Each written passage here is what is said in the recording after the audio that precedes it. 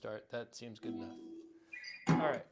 So, as handsome as you are, young man, let's see the guitar stuff. Let's see the gear. Let's see what we're going to be working with here. I should have thought about this.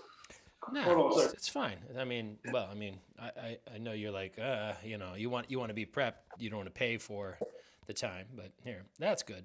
I like the sight of that.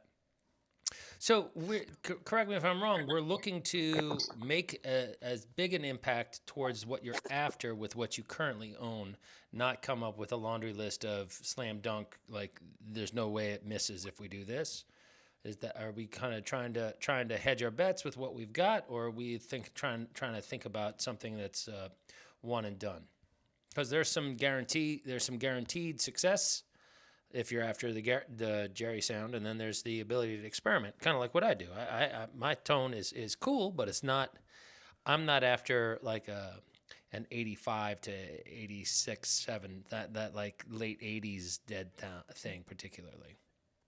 Well, I guess I have multiple goals here. Have Multiple some more needs. immediate Mm-hmm. needs, and in long term. So I guess you should treat me as a complete novice on how to set up the equipment.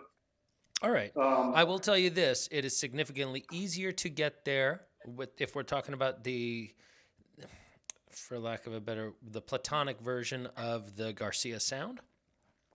Is very distinctly middle pickup strat. Like that's the cheapest pathway to sounding Garcia-esque. Right. Is this tone, this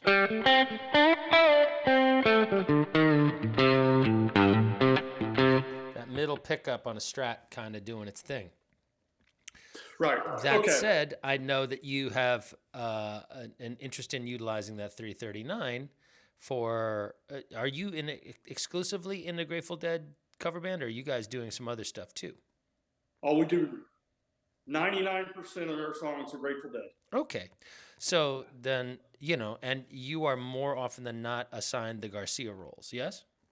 And like I said before, I kind of blend the Jerry and Bob's parts. Right. You have to sometimes you have to kind of blend both of them because the lead singer is not necessarily, when you have the lead singer playing something across assumed roles.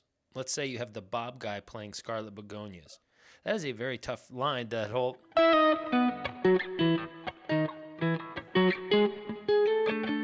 that business would be very hard to sing and toggle back and forth between those lines, right? Yeah, and I do that little lick as well. Sure you do.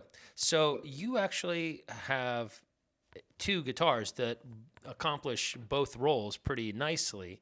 And I would suggest, do you ever bring a backup guitar when you gig? I have not. I plan on in the future. Once I feel comfortable with this guitar, I'll take two guitars.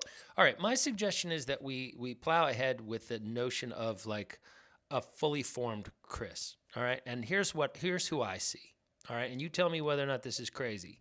Is that you bring two guitars to every gig and that you primarily play one, but there are going to be some songs that sound much, much more on point with one of the other guitars. And when you're doing that, you'll put down the and toggling back and forth. And that way, if you break a string, there's no hiccups. If your lead guitar player, if the lead vocalist breaks a string, there's a backup guitar waiting for him. It's always very wise to have a backup instrument.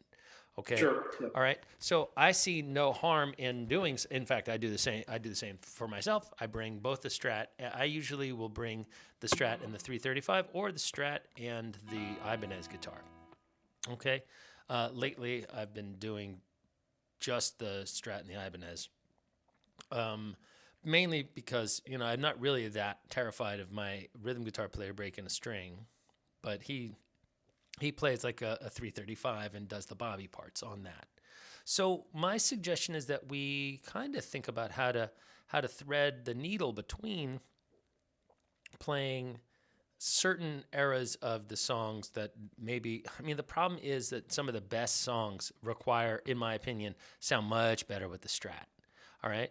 So can we think about making basically a hybrid rig to and a hybrid guitar menu that yields you the ability to kind of be in both roles, alternating and also within the same song, depending on Sure. which compromise Yeah. you're prepared to make. All right, now look, Yep.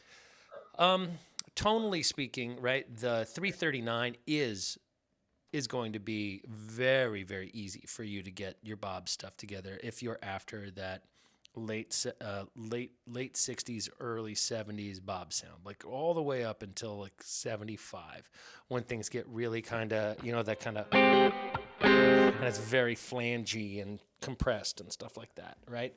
And you can basically do that on the 335 or 339. I'm going to continuously misnomer that model, but I'll try. But meaning the semi-hollow two humbucking guitar you have. That is a great guitar for you. That is a perfect, good choice. All right. And I've played many gigs on just the 335, handling tunes that I like that include Garcia humbucking era sounds, and then, for example, playing Bertha like it appears on Skull and Roses is both those guitars have humbuckers on Right. that recording, right? Now then if we ended up playing Eyes of the World right afterwards, I don't feel the need to change. I'll just go right to the neck pickup and make it kind of a jazzier version of Eyes of the World.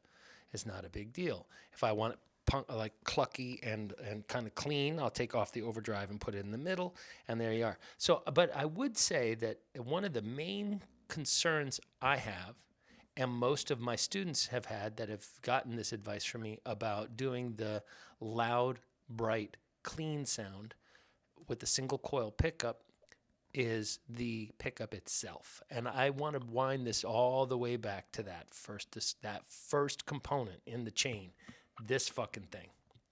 All right. Now, what do you have currently in the Strat? Just the stock pickups? Yeah, I have a Fender Select. This is HHS, so it's a humbucker on the bridge. Right. But I'm saying in the middle position, that pickup makes hum. Yes. Oh yeah. In fact, one thing I wanted to ask you about is, and this is the more immediate thing that I'm dealing with, is our next gig is in a couple of weeks, and it's in an old building that we played in before, and I just can't play a Strat there. Because it makes so much noise. This is what I was just about to talk to you about. Yes. So here we are if we're going to put a Stratocaster mid pickup, lots of treble, tons of reverb, and make it the lead musical instrument, eliminating this awful, just omnipresent thing in the background is literally, in my opinion, job number one. All right. Okay. I thoroughly suggest you invest in a set of two noise canceling pickups. You already have a humbucker in the bridge, right? Yeah.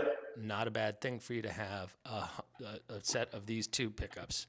I'll tell you the ones that I use, and you can do a little research. I absolutely love these much more than the other ones that have been like the more evolved version of them. In the neck pickup, this is called the Heavy Blues. All right, that's the pickup model. It's made by DiMarzio.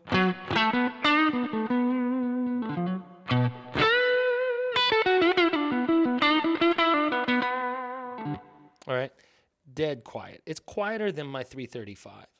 Okay, that's how quiet it is. Okay, it's so nice. And then the middle pickup with no tone control on it sounds like.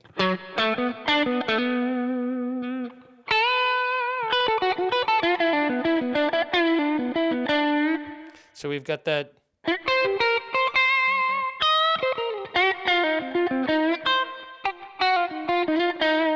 Right?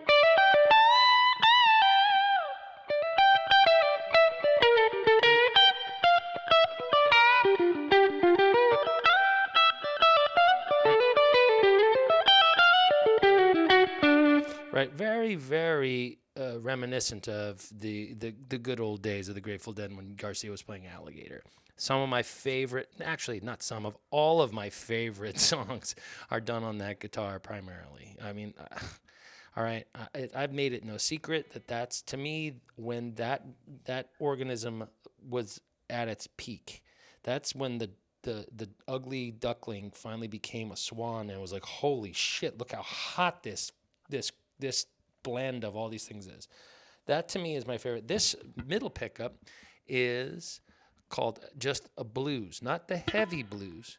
They make you all right. So this version has a little bit more output than this, and the reasoning behind this is that it is in the position of having a tone control attached to it. This I do not have a tone control on, so you can see the volume gets. Even though this is a hotter pickup, this one is brighter and has no circuitry. All right, and I do all the tone shaping from that sound. All right, and then these two each get their own tone control. Okay, so that's the bridge pickup gets this one, and the middle pickup gets that one. I mean, the neck pickup gets that one. Now you can gang it to the same thing, and that is absolutely a perfectly fine move to make. But if you want to get the most raw, kind of pure, just the pickup sound, it does sound different and a little bit more on point. Right? There's something about it. Okay, so I would say that would be the very first thing I would do is go buy something like that. Are you handy with a soldering iron? Oh yeah. Okay, well then get busy. I would seriously just go do that. So you said the bridge is called a heavy blues? No. The neck pickup. This neck pickup is okay. Sorry, you said the bridge, so I just don't want to make sure your bridge is a humbucker, and that's actually going to go a long way towards giving you some split coil sounds when you want to sound like Bob Weir in those '70s kinds of sounds, like the late '70s, like '77, where it gets kind of plinky and a little funky, right? That kind of when you hear that. If we take off the overdrive and we have like a that kind of.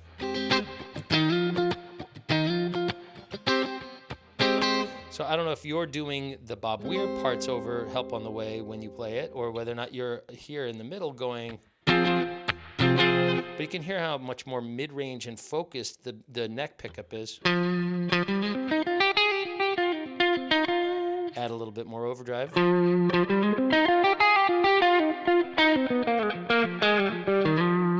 All right, that overdrive really does help kind of smooth out the top end when you bring it up in volume, and we'll keep talking about this throughout the course of our discussion. But the idea is that you would be able to access some myriad of tones, all right, on the Strat, and the Strat will prove to be a good friend to you once you can actually turn it the fuck up, because it needs to be loud. Like the Garcia stuff, that's the lead thing. Like this little part where we're going.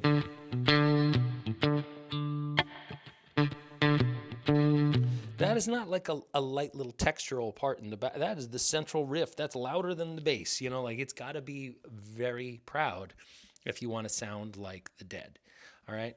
And so big, loud, clean guitar with going behind it. I don't know how in the world Garcia did it with his pickup of choice, which was single coil and had single coil hum. There's a lot of shielding and a lot of other elements that are going on. It is so easy to just go buy this pickup that I'm telling you to buy. It's fucking laughable. So my suggestion is start there, all right? And then you're going to have two completely viable giggable guitars. The other thing that this will do for you is, have you noticed that single coil pickups are usually roughly half the volume of humbuckers? Yeah. Oh yeah. These are not. These are these are like, I'd say 50% hotter than your typical humbucker. 50% hotter than your typical single coil. So you don't really have to worry about recalibrating your whole rig. When usually we'll if we're thinking about doing a Garcia song with a humbucker, it's usually because we want to have that kind of, that brash kind of back when it was like. But rather than hearing it even like that, we want it to be even more broken up and a little bit more like. And the way I'm getting at that with this guitar is with this back pickup and rolling down the tone. But if I really want to do it right, I think the humbucker is the way to go, believe it or not. So you're in a good place with the guitars. I see one slight little tweak that's a good choice. There is the other option that exists is also getting one of those little blaster preamp circuits, that little switch that's right here sometimes that Yeah. turns the output of your Strat up a little bit. And that may come in handy when you're trying to do middle pickup into the envelope filter. But that's kind of its own little side piece, all right? But that blaster, the buffer and the preamp and all that stuff, that does sound kind of cool. But in particular, it's helpful for driving the front end of your rig so you can get a little bit more juice out of your or rather into, not out of, but into the front end of the Mutron. For lack of a better term, I'm going to call it the Mutron, even if you buy a Qtron. Don't, all right? So assuming that we're working with some relatively quiet pickups, the Strat is a great starting point. How do you like that guitar? Is that an okay instrument for you? The Strat? Yeah, man. Oh, it's the most comfortable guitar to play. It's a lot easier to play than this. For real? Oh, to me, mainly because I can, it has that cutaway on the back, so when I'm playing, it's easy for me to yeah. It glance. kind of sinks into your guts a little bit more than sits out in Yeah. front of you. Yeah. Right. All right. So here's another question I have for you regarding the Strat. How do you have its bridge set up? I took it has a tremolo bridge, but because I couldn't keep it in tune, I just put 5 springs in the back of it. Okay, so you've decked it. Now it's flush with the deck of the top of the instrument. Yes. When you bend, it doesn't go and go forward. So we don't get any of that pitch dive that happens when you bend. So you could go and not have these strings go flat when you bend the G. Right. Awesome. That is how that must be set up. So basically, we're looking at a slight investment into your rig, but I think it will just keep the original pickups. Heaven forbid you want to sell the guitar with, that way you don't give away the good pickups, or you could also say, or it comes with these and you charge the guy for the replacement pickups. Most people don't want to do that. They want to just get it the way it came. Sure. Yeah. If you ever sell that guitar, which, you may or may not want to. I always leave room for that optionality. So, just kind of like your house, you don't want to over customize your home to the point where nobody else would want to live in it. The same thing with your guitar now. Lest, of course, you got into the instrument dirt cheap, and therefore you could do whatever you wanted to do with it, and you could inlay your name in it. There's only so many people out there that want to own a guitar that has like Jack Devine inlaid on the front of it. Yeah, I tend to hold on. If I have something I like, I tend to hold on to it. Good. I mean, it looks like you have an impressive collection of nice, very high quality instruments. Those are all. There's nothing wrong with any of them, depending on how well you have them maintained and set up. I don't know if you have what part of the country are you in again? I'm in North Carolina. Okay, so there's no shortage of homeboys that know how to do like setups and stuff like that around there. Oh no, I live just outside of Durham, North Carolina. And there's a place called Sound Pure. I like Sound Pure. I like that guy. The guy who runs that store is very, very friendly, very cool. Yeah. What's his name? Is it like Adam or something? I can't remember his name. My son-in-law plays the drum in our band, and he knows those guys. All right. And I've been in a couple of times. Yeah, is that where you got that? The only problem with having that's a Sir. done, That Telly is a Sir. The Telly is a Sir. Is that where you got it? No, that's my brother who lives in Atlanta. Mm-hmm. He got it at dirt cheap. Well, not dirt cheap, but he got it at a discount because there was a flaw in the finish. Ooh. And so yeah, mine too. He just took it and started, messing around with it. He did some carving on it, and then he said, and I played it, and I really liked it. He said, "Well, you just take it and play it as long as you want to." So, oh, okay. So it's like a family gift kind of thing. Yeah, that's it. So that's cool, man. His guitar. So. All right, so look, you have 3 nice guitars, and one of them, is less applicable to your current band's needs. Without a doubt, the Telly is kind of the odd duck, but whatever, it is what it is. So let's just assume that you you heed my warning or take my advice and go and get a couple of these. All right, I think you'll be in really good shape. You 5-way switch, not floating, and reasonable action on the guitar. That's a great starting point for a great Grateful Dead sound, without a doubt. Okay. Now we're coming out of the guitar into what? What's your first thing that the guitar hits? Oh, it goes into my tuner. Okay. Now this can be somewhat contentious move. You could have it hit something that the tuner is what, like a Boss stage tuner kind of thing, like a white tuner. Yep. Okay, the TU2 is my guess. Yeah. Yep. Okay. Well, TU3 is what I got. You know what I mean? It's the white one with the little stroby thing up at the top, and you can change it around, and it's like, it's the indestructible Boss thing. But what do you know what's inside the Boss tuners? I do not. There's a buffer. Okay, so whatever it is that you're going into after that may or may not perform differently based on the fact that the tuner was seen first.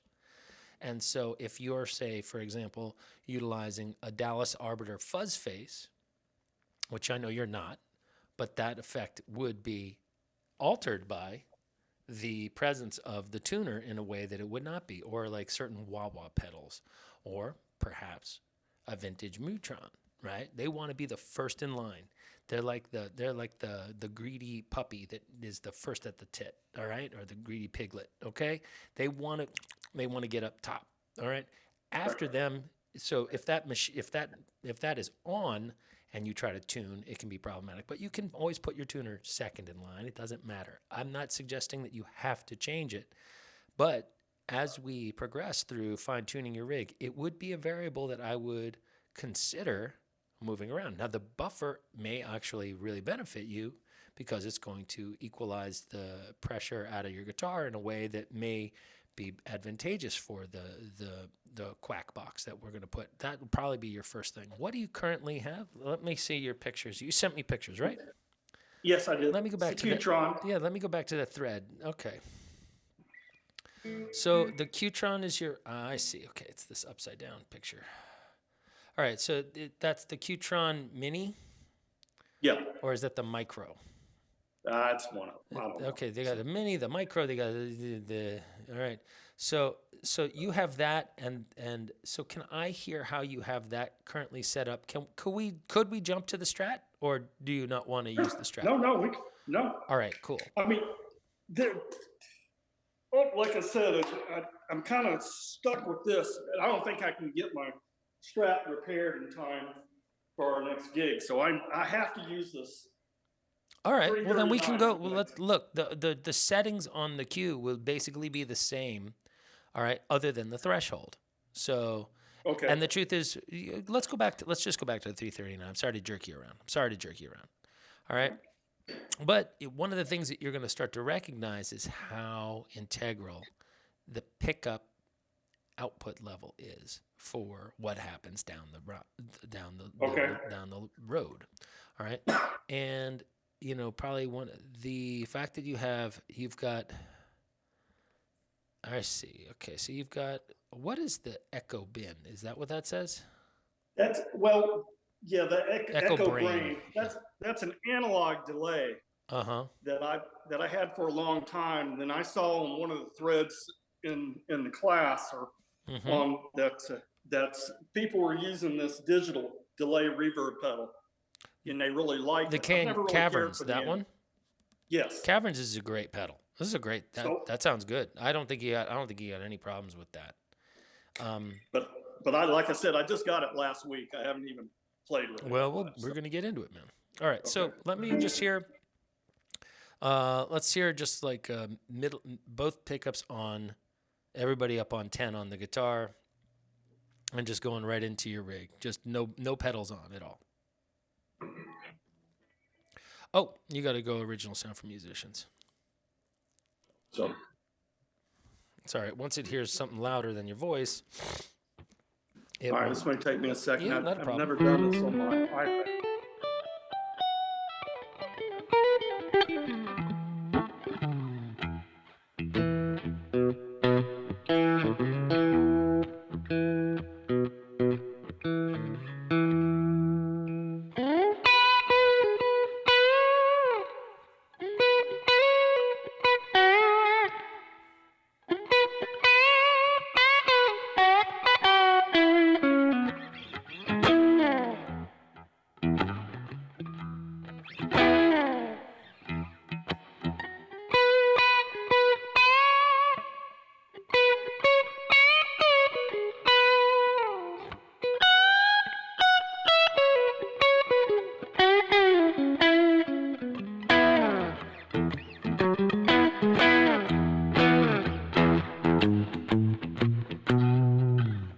Any luck? All right, I've never done this on my. I hear your guitar already. Play. Yeah, but I can't. I'm having a hard time finding the Oh, you musicians. didn't find original sound for musicians? Yeah, I've never done this on my iPad, so Ah, I don't know okie where it dokie. is. So you're looking for audio, and then it'll be under there.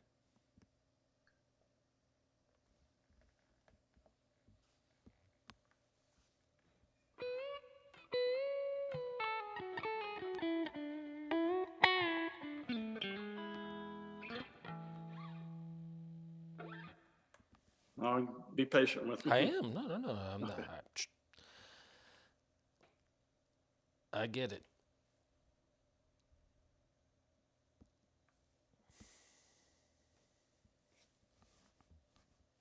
I feel bad noodling while you're over there struggling. So all things considered, you're still stoked about everything that's happening here at the school? Oh, this is. I tell my wife every week, so this is like the best thing, and that could have come down the road for me doing this. You, yeah, you should charge more. I don't see how I can. Everybody whinges at the everybody blanches at the $99 a month. Are you annual or did you? I'm annual. Oh yeah, you were the guy who needed trouble. You were having trouble upgrading or something like that, right? Yeah, I thought when I originally did it, I signed up for annual. Right. Did I ever give you back any cashish or no? Do I still owe you like $100 or something like that? Like, yeah, don't worry about it. Okay, I mean if that's the all right. Any luck finding your original soundies? No, hold on a second. Under call settings usually or something like that. Preferences, something like that. The gear box, that little gear icon. I've looked under meeting settings. Okay, what do you see? I see touch up my appearance, but I don't think that'll work. No, that is not gonna. No. No, it's not under there. It says always show meeting controls. Oh, maybe that'll help. But sometimes it's under the 3 dots that say more. Yep, I'm there too. So. But usually I just find it at the top of the thing where it'll say like meeting. Yeah, on my desktop, which is what I normally use. So you're used to seeing it on that. I see. Yeah.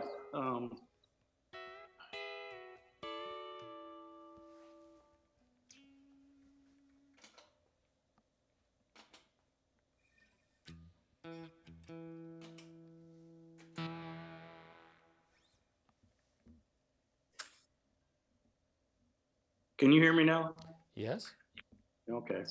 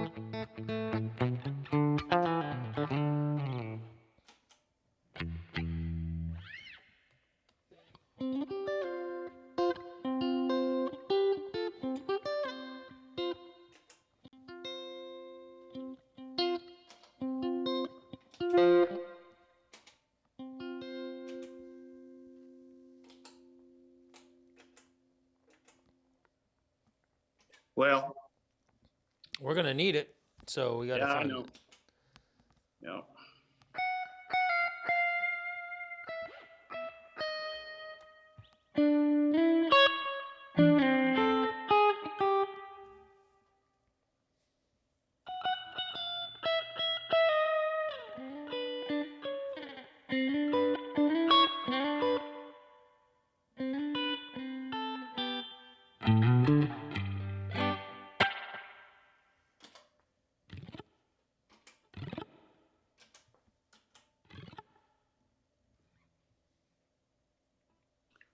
I'm trying to do a quick search.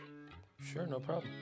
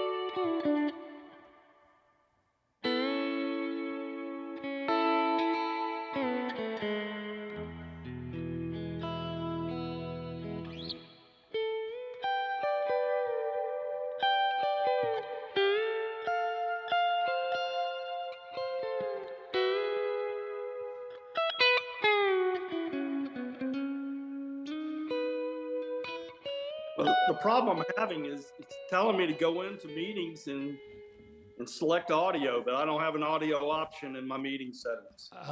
Try to go to the actual app itself rather than the meeting.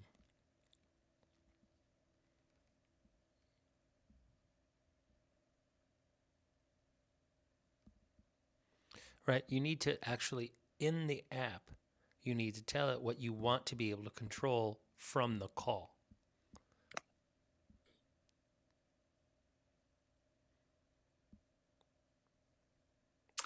Tell you what, I'm Yes, going to leave. anything Try you to want come to back. do. Yeah, sure. I mean, whatever you want to do, however you want to make it work, that'll make it fine. Okay, all right. Yep.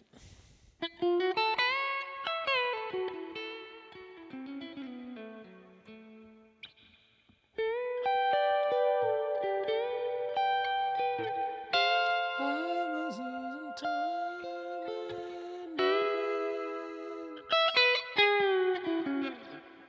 and no one to find. I came to you.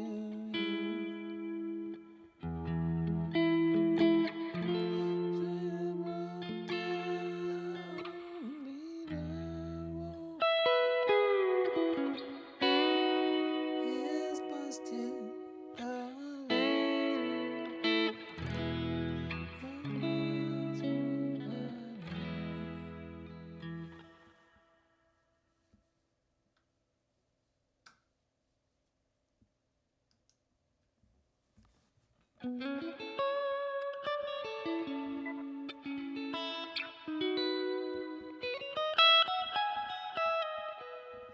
You there, big boy? Yeah. All right. Don't worry about it.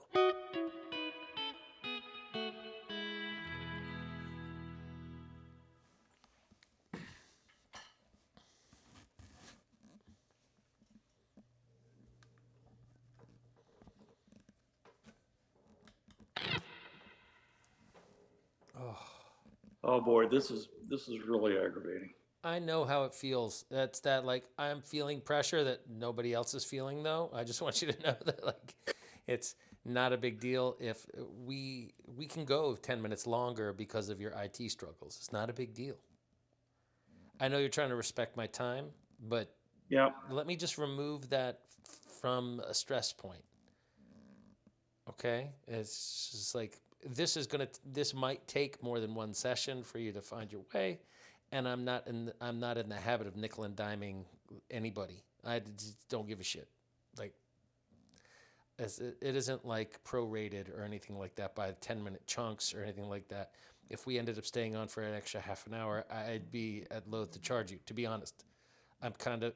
I mean, I'm overly generous, so don't sweat it. All right, let's just have fun, and get you where you need to be, so we can hear what's going on. All right. Anything more than a half an hour, it might make sense for us to think about just walking away and setting up a revision, a revise call. But I don't see you struggling for a half an hour to find this setting in your menu.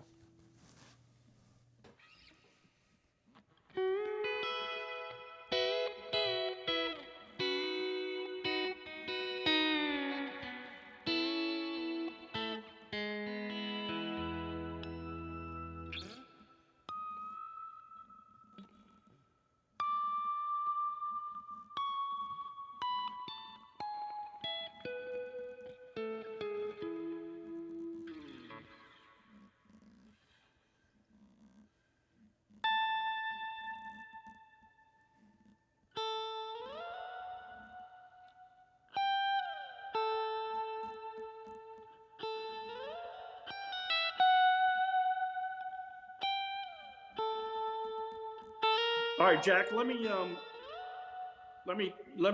leave again and try something, and then I'll reconnect. All right, however you want to roll.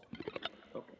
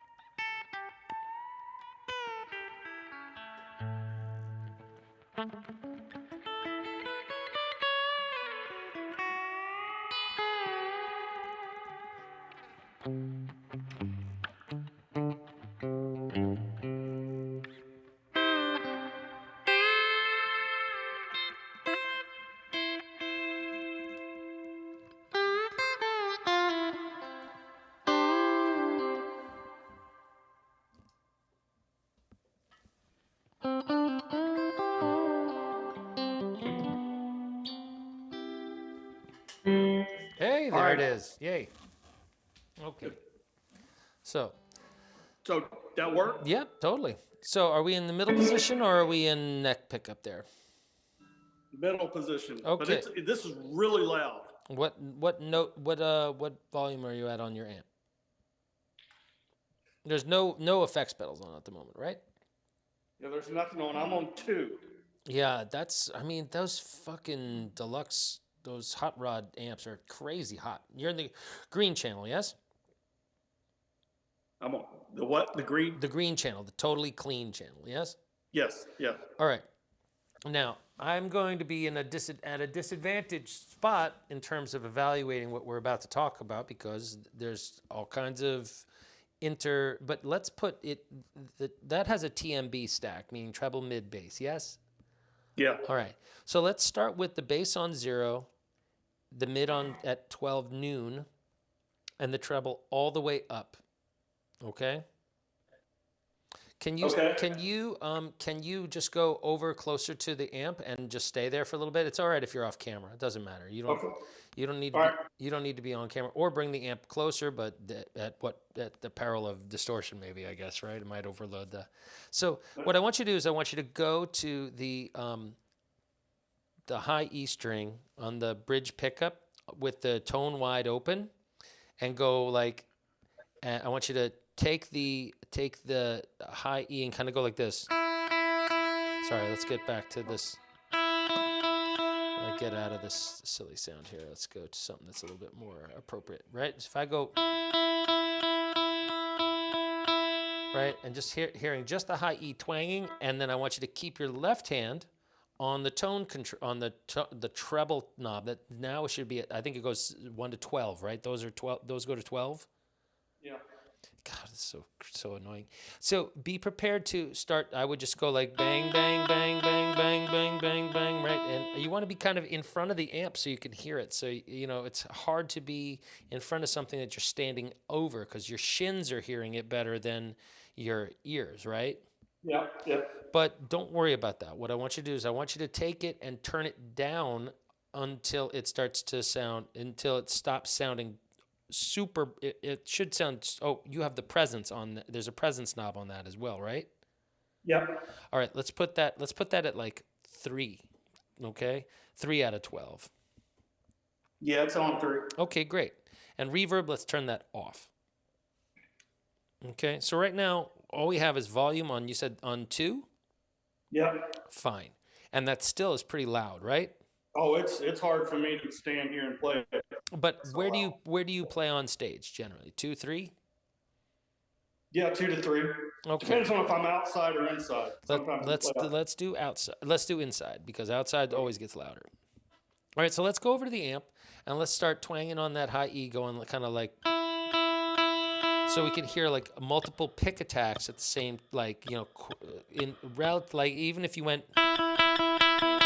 Where you're giving that high E a little bit of twang. So we're trying to create some input into the string that's a little harsher than like a gentle sound. I want you to back the treble off a little bit from 12 and tell me if it's too harsh at 12 and sounds really sweet around like 9. That's what I would probably expect, or maybe even as low as 7. Can you do that over by the amp? Yeah. Okay, and it's all right if we take the time to do this. This is just amp dialing in 101. This is the kind of thing that people do in. It's going to take me 5 minutes to tell you how to do it, but it's the kind of thing that you'll learn to do very quickly. All right, and you can do it at every room. All right, so just go over and tackle that.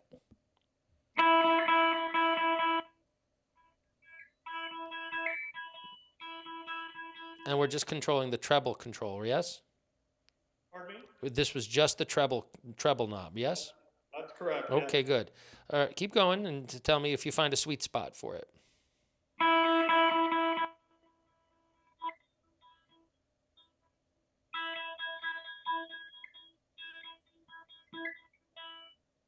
Well, I guess around 7. Around 7 is where you like it? Good. Don't worry about it. We can always, I guarantee you, first of all, the Strat will be brighter. Right. And all right, now go into the middle pickup and see how it fares.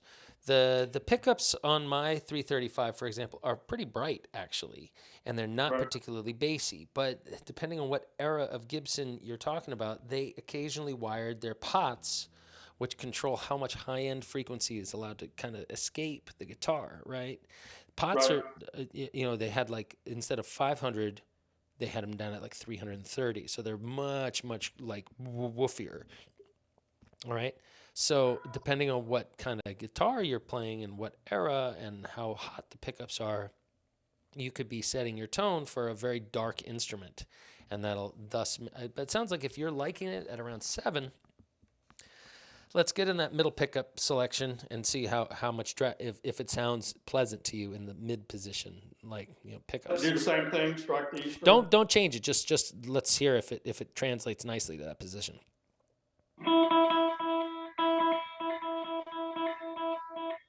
So there's nothing aberrant about that. There's no excess lows or excess highs particularly to you. All right, good. Now, the bass is still on 0, yes? Yep.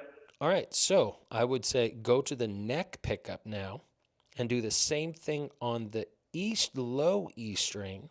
All right, and feather up the bass knob, and don't and somewhere between 0 and 3 is what. All right, and all we're doing is looking to feel the low end of the rig kind of fill out underneath us a little bit, not to the point where it feels like it's bloated, like a bass, when you turn the bass knob on your stereo in your car up too loud and it kind of Sure. over masks everything. We want it nice and balanced. That's what equalization means, right? We're equalizing the Yep. sound so it has equal parts, right? We're looking for balance.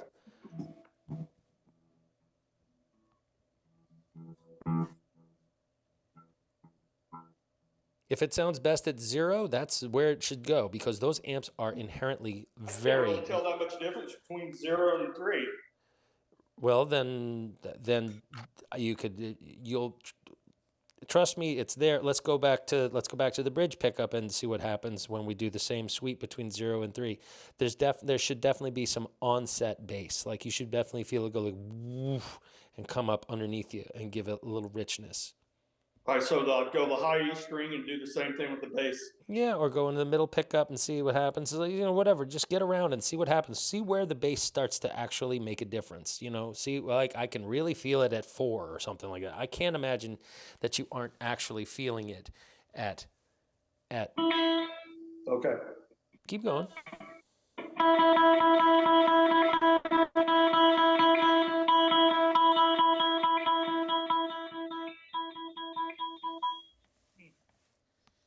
Report. I moved the bass all the way up to 12. I didn't feel much of anything. All right, do the same on the low E and let's see what happens. See if the bass knob is not working on your amp, because if you get it up to, I can't imagine you getting it up to 5 and not feeling it get kind of woofy and Okay.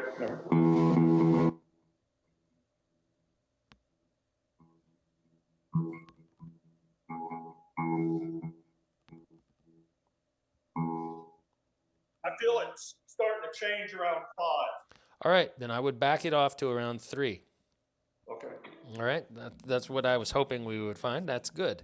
All right, mid-range, I would just leave right up at the middle, okay? You can mess around with that a little bit, but there we go. So right now, can you come up and give me I want you to do this. I want you to kind of hit the low B string, the low B chord here, and give me one of these little. So that's bass treble. That sounds like C sharp. So let's try B. Oh, sorry. All right, little quicker and just a little bump. Ding. I'm on the middle pickup. That's fine. Just and we want mostly on the high E and B strings.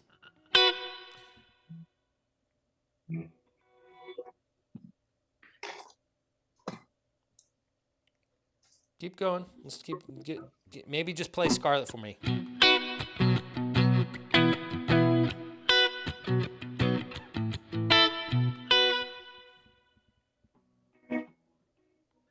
You sure you have original sound for musicians on? It's squishing you down. It's definitely doing. Did you find it on? You should double check your settings to make sure it says original sound for musicians is on. What I had to do was go into the app, and I was able to turn it on, but then it wouldn't let me join the meeting. It's asking for a passcode. Yeah. All right. Well, the fact that you did turn on original sounds for musicians from the app, yes? I did, but I could not enter the meeting through the app. I had to come back out and go back. That's fine. Now that you're back in the call, though, the parameter that you're after should be available under the settings, under meeting settings. It's kind of like you have to pack it before you take off on your trip. Otherwise, you can't alter it from within the call. All right? Just because you selected it in the app doesn't mean that it's on for the call. It's an option that you can then add once in the call. Yep, it's still not giving me. There's nothing that I can find. Let me go back out and try again. Sure.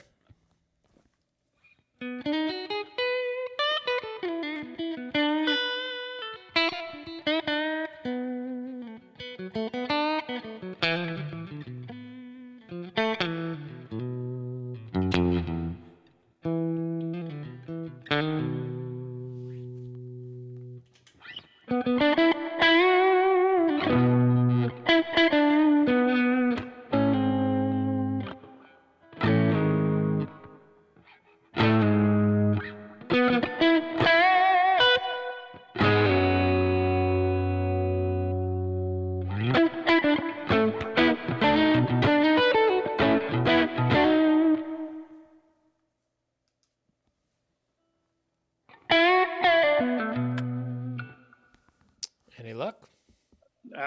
I don't think this is going to make a bit of difference.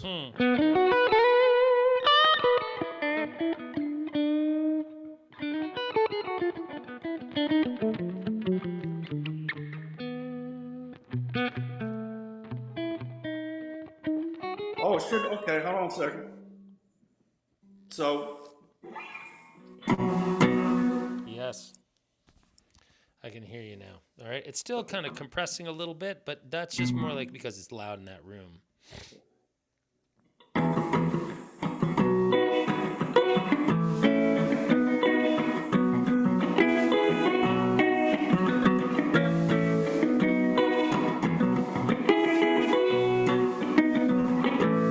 All right. So let me ask a couple of questions here, Chris.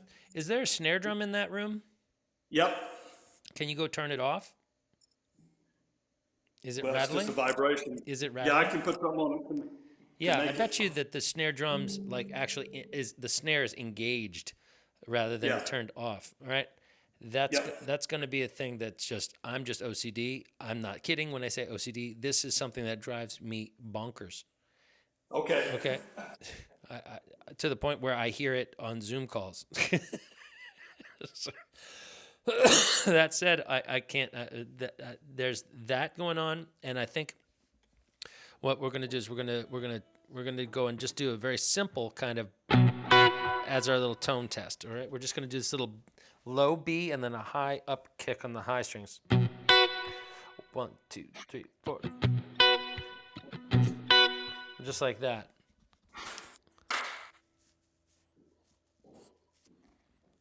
Are you a drummer, or do you just keep a drum kit at your house so you can rehearse with your guys? No, it's my son-in-law's a drummer. I so. see. Oh, okay, so that's good. All right. God. This room is a nice big room. Yes, it sounds rather reverberant. And correct me if I'm wrong. The reverb still has yet to come on. That's correct. Yeah. All right. So let's hear. Just I want you to just hit the low strings and then deaden them real quick like this, and then go. So let's hear. Let's get that low note out of there.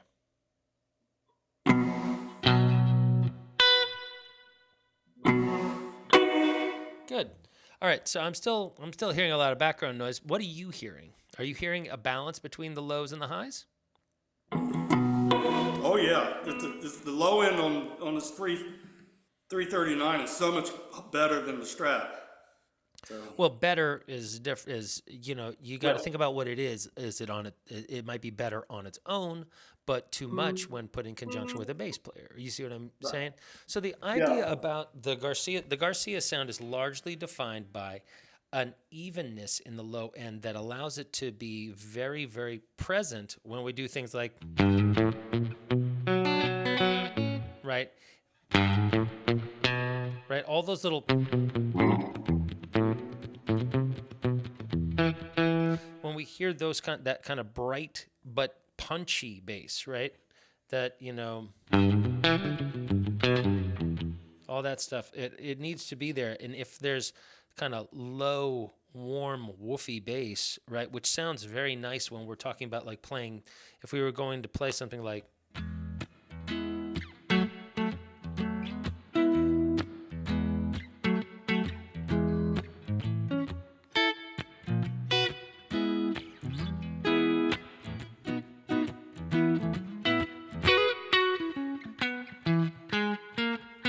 that kind of thing where we're looking for that warm kind of creamy sound, then that's like where a little bit of extra low end smear, like that little bit of cloudy haze, that warmth that kind of wraps around everything, that can be really nice. But really, generally, the Garcia thing is more like a fillet. Like it doesn't have a lot of fat on it. It's like the difference between like a sirloin and a ribeye, right? There's a lot more fat on a ribeye.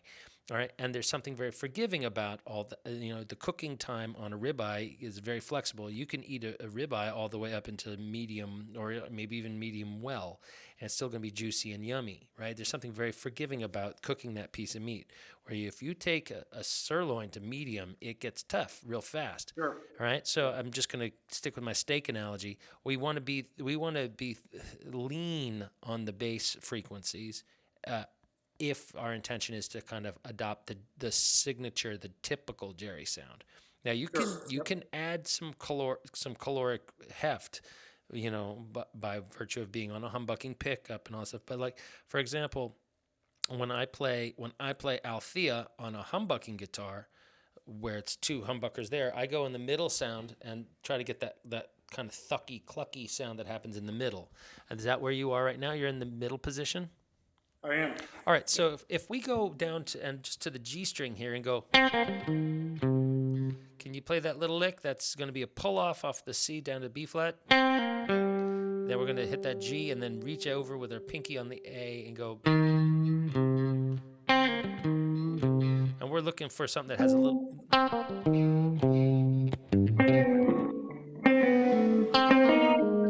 It's a whole step pull off. And then there. Nope. Yep. Now pinky goes up into the 6th fret and pulls off back to the 3rd fret, index finger. Okay. Yep. Snare drum still. Yeah, did you turn it off or just put something on it? I'm gonna put. I thought I turned it off, but I'm gonna put something on it. So hold on a second. Yeah, you got to actually take the lever and go tick tick all the way down. That's well, I did that, but apparently it didn't work. Yeah, man. I'm going to get out my 335 and get some parity with what you're going through on your end in terms of positions and pickups and stuff.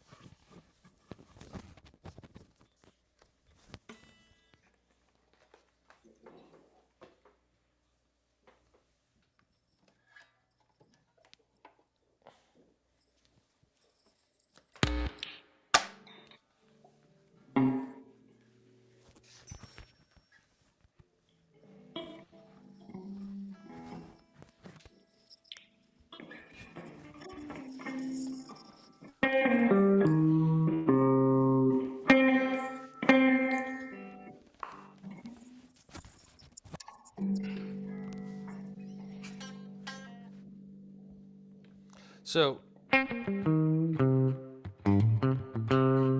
see how kind of clean this is? Right?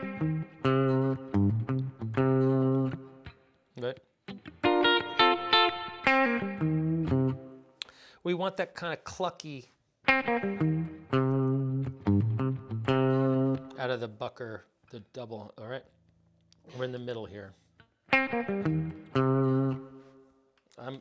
All settings are on 10 on my guitar. All right, if you need to, it must be really loud in there. It's very loud. What happens if you lower it? Does the whole amp basically turn off though? I'll try it at 1.5. See what happens. The problem is that you're going to ultimately need. Is this about where you have it when you play with the band? Yeah, when we practice, definitely in this room it's at 2. Then I would just leave it. I do not have the guitar at 10. I rarely have the guitar at 10. Is that right? Yeah. Oh, okay. So that's another huge component of changing your sound, by the way. All right. Okay. As you involve more, as you reduce the volume more, you're absorbing more of the potential of the instrument. The only thing that these can do is remove tone. They can't actually, it's not like when the tone's on 10, it's not like you're adding anything. You're just removing the least you can. Right. Okay? So this is purely subtractive, right? But in addition, but it does not add it like statistically it's more parabolic. Like as you turn it down, watch what happens to the clean sound here as I rolled the volume down from the neck pickup.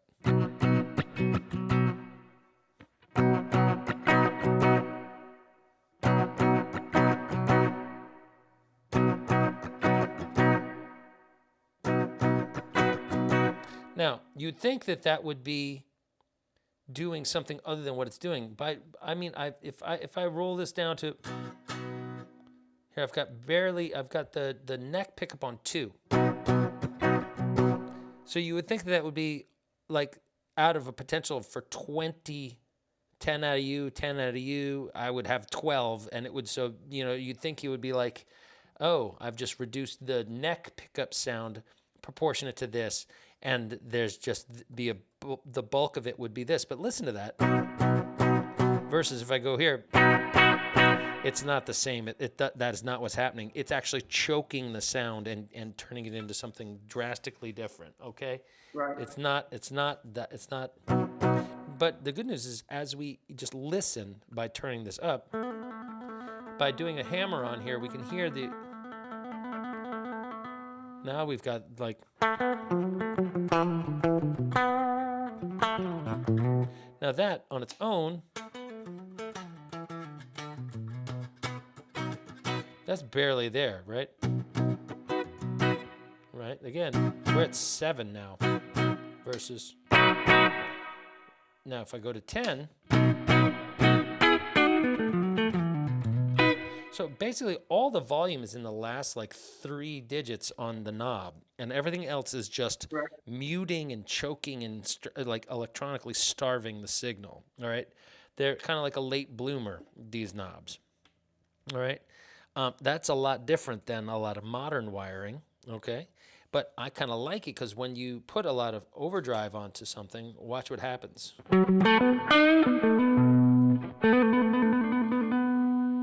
It cleans up really fast. It darkens up as you do it. So it's kind of like by turning one knob, you get quieter and mellower, right? So you have to think of it as kind of a multiple variables are controlled just by the one knob. It's kind of annoying, and in other ways, it's really convenient. You just have to know what you're up against, all right? So when you're looking for your balanced rhythm sound of right? That's everything on 10. If we start, the tone controls work a lot less. Like they're less drastic, believe it or not.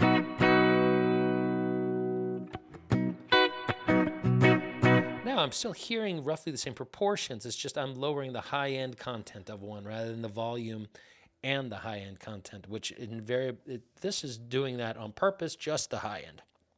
Right, I tend to want. Sorry, it's hard to keep all 4 knobs in. But learning how to operate this whole machinery is very important if you're going to work one of these. Okay. Right. So, Yep. but when you deliberately choke your sound down with the volume knobs, like you were saying you do, right? Now you have to turn up the amp, and then when you finally turn up the guitar, all kinds of crazy shit happens. All right. Sure. You're better off learning how to find the basic sound you want at 10 and lose some of it. And then, don't think about like, oh, my general sound is my guitar on 7. I would think you're better off having that and then having a boost pedal to get you to the more button. Like a more button is better than a less knob. That you turn into, all right, now I'm really doing it now, because you also have to take your hand and move it and deal with it. And what if you're in the middle position, you have to change both volume knobs? Sure. Yeah. It's fucking headache. So So are you recommending keeping it at 10 and turning the amp down? yep, I think that's a bet. I mean, 2 is still good though. I mean, 2 is still good, but now let's just get something like, can you give me like a that kind of thing?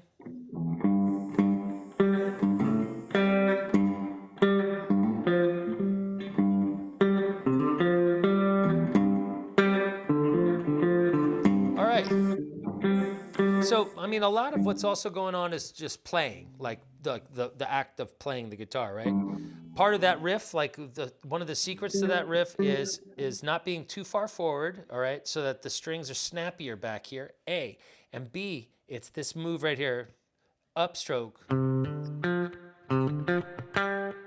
up, down, like up, hammer, up, hammer, up.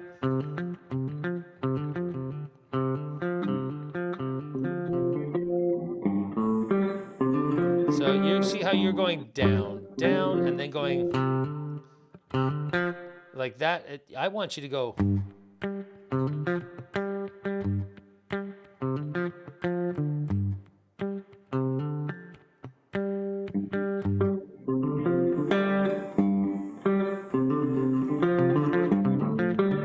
Right, so if you can go, that's up, hammer, and then up. Just practicing that little part. Yep, now get that palm back here on the bridge a little bit and let's make it punchier. Here, there's nothing else going on. There's no.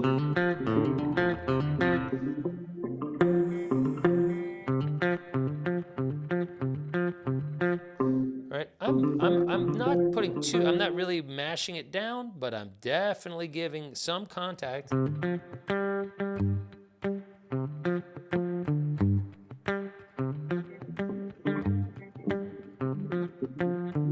Right, and just practicing that little with up, hammer, up.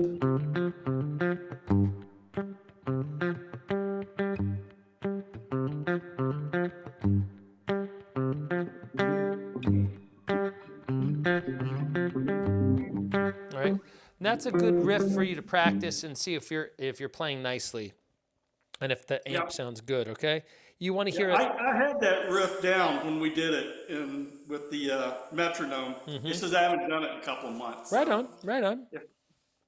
No, the truth is that I've always equated this to being like the chuck wagons in the middle, surrounded by a bunch of a marauding force of Native Americans attacking you on all sides. You can defend one thing and push them off, but then usually you just get flanked out by something, and then you have to turn around and fight that same battle again, and you're constantly being torn hither and thither and thon, or whatever it is. Yeah, with what we're trying to accomplish in the band right now, at any one time, I got 20-something songs that I'm trying to. Sure, and this is a very common woe or battle that we have between repertoire and technique, and we're going to have a gas clutch ratio between acquiring new skills and polishing up old tunes. That's basically what we're toggling back and forth between. Yeah? Yeah. Okay, wonderful. So we've now got kind of a clean sound. So let's just get that little octave thing together. Just like a little. How about we can do.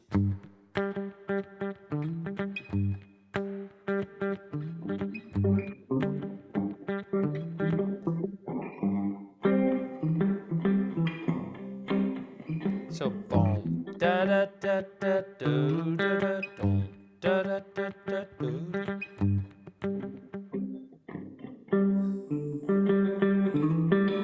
Yep. Boom, da da da da boo da da dum. That's like the fast riff, the fast version of "They Love Each Other."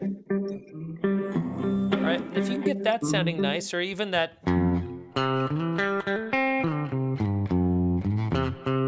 Right, that's not a bad way to check your low end and make sure it sounds tight, right? We want it to be.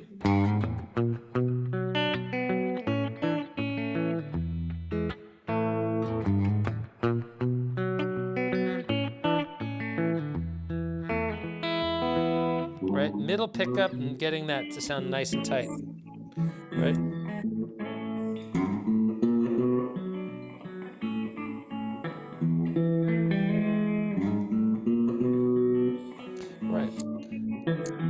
Now, the playing side of this is another thing. Now, there's nothing that's going to improve your sound more than you playing better, right? But Exactly. the tone of the gear is what we're here to talk about now. I Yep. can't help but kind of see both things, and one hand washes the other. Absolutely. Like I play well, so my gear always sounds pretty good because I'm playing well into it. And even if it's kind of hit or miss in terms of the gear, the playing is usually there enough to the point where it's enjoyable for the listener, right? Right. And so, the more fussy people are about their gear, often you will find that there's a less of attention on what they're doing with their actual hands, right? They've opted to use eBay more than Melbay, if so to speak. You know what I mean? Like there's a lot of that. Hmm. I like the fact that your gear is pretty modest, though. You actually have a very reasonable and modest little setup. Okay, now let's try adding some reverb to this. And the way I want you to do is where we go to the low string and go just like this. And we want to see. I won't really be able to discern how much spring reverb we're adding in that room. Where do you normally have it? Like around 2 or 3? Yes. On 3 It's my recollection that the reverb in those things is pretty lively. in the hot rod. Yeah. Yeah. Yeah, so I would think that you might even want to opt for a commingling of reverbs. The caverns, the canyons reverb is pretty sumptuous. It's quite a nice sounding reverb unit, is my recollection. All right. Now, spring reverb Yep. though has its own merits. Let's listen to the difference between what I think of as like a hall reverb, like this. All right, you can hear what that sounds like, versus if I go to a spring reverb, which is like, hear how it's like, hear that kind of rattling. That I mean, granted, I've got a little delay on, but let's turn the delay off. Right, right here, it sounds like we can hear that little. It sounds like surfy, right? That chattering. Yep. Those are the springs, in theory, rattling around. Not really. To me, I prefer a more natural reverb sound than that. But now, granted, I've got a little overdrive on this circuit. I'm looking to make this sound like that opening in.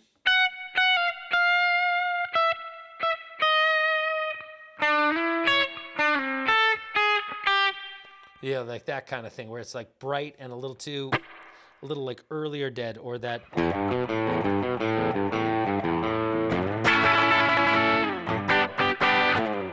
That kind of very early first, second album kind of sound. Maybe even a little bit more washed out. I think I've got some tuning issues on something here. All right. So spring reverb, be careful with, especially when you have the Canyons reverb, which is not a spring reverb. All right. Now I'm putting this is a lot of spring reverb. I'm deliberately kind of hamming it up to make it more like that kind of.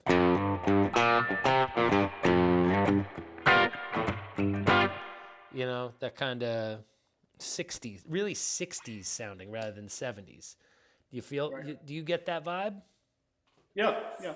All right. I'm copying you, bro. I'll say for this.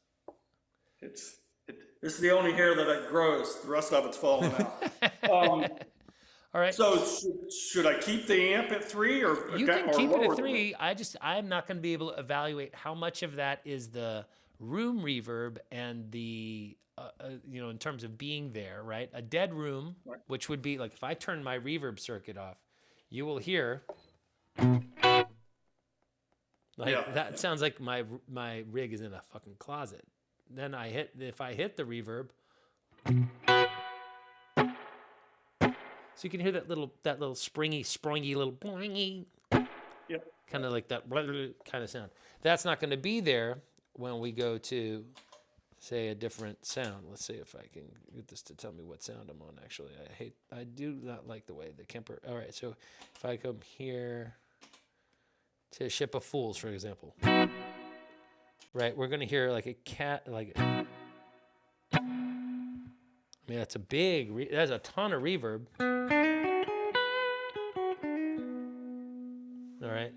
and a little tremolo as well. And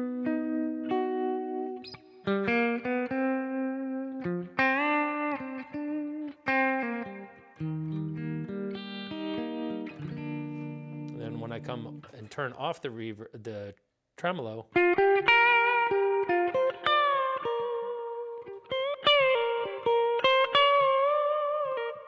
see how the reverb is not going and doing that springy thing. You'll be able to get, you may want to keep some of that spring. You may want to bring out the little foot switch that actually, controls which type of reverb you're using. You may get that particular.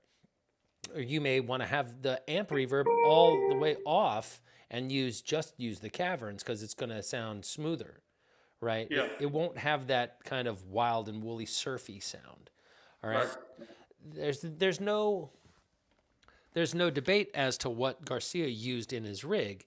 However, it was not just like your standard reverb tank. They made the reverb tank specifically sound the way he wanted the reverb to sound. Reverb is this type of thing that gets equalized as well. Okay, I go into my reverb settings and I turn down how much high end and how much low end is in them, how long they last, what's going on, is there any kind of chorusing or modulation to the reverbs?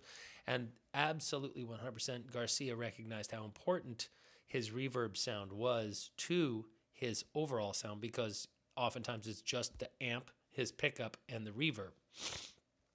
Okay, so yes, spring reverb, but not just any old spring reverb. So I'm undetermined about what's going on with your particular spring reverb. That said, Yep. you can effectively add, what are the controls on the caverns, on the canyons reverb? I have a blend, a decay, a rate, and a warmth, and there's three settings: shimmer, spring, and modulated. Okay, modulated would be the smooth hall sound that I'm talking about. Okay. All right. Now, shimmer is going to have like, as my guess is, it's going to have like an octave overtone to it. Can we turn it on to shimmer and turn on the reverb and turn off the amp? Keep the amp reverb off. Okay. Let's just make sure that it is what I believe it to be.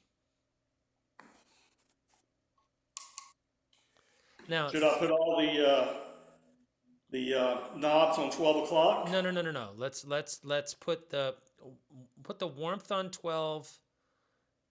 So it's warmth, decay, and blend. That's what you get. And a rate, but that's just for shimmer. Okay. Okay, so let's go to shimmer and put everything on 12 on shimmer. All right.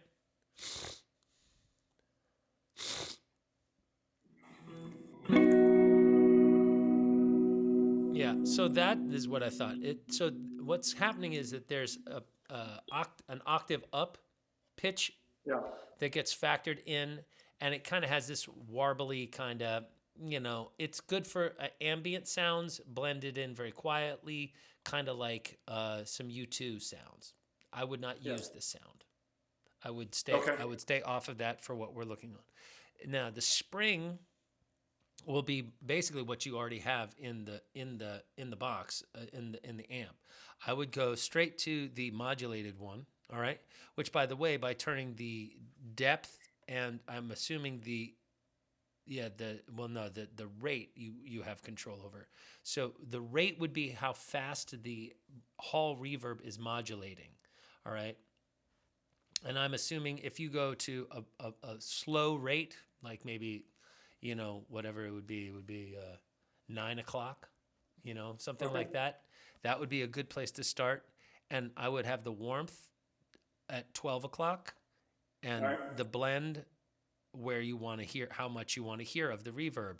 All right. And the decay, probably you want it to last, you want to find something that's definitely more than a second. So like maybe like 2 seconds.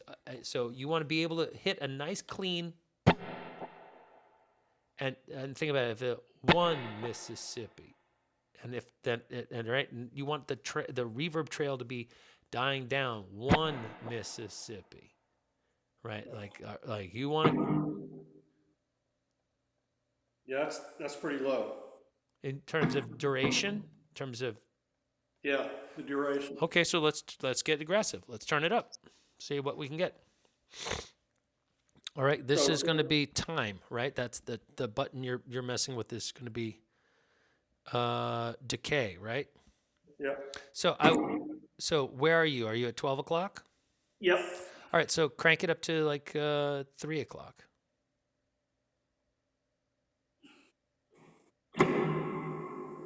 That's way too long. Let's come back to 2 o'clock.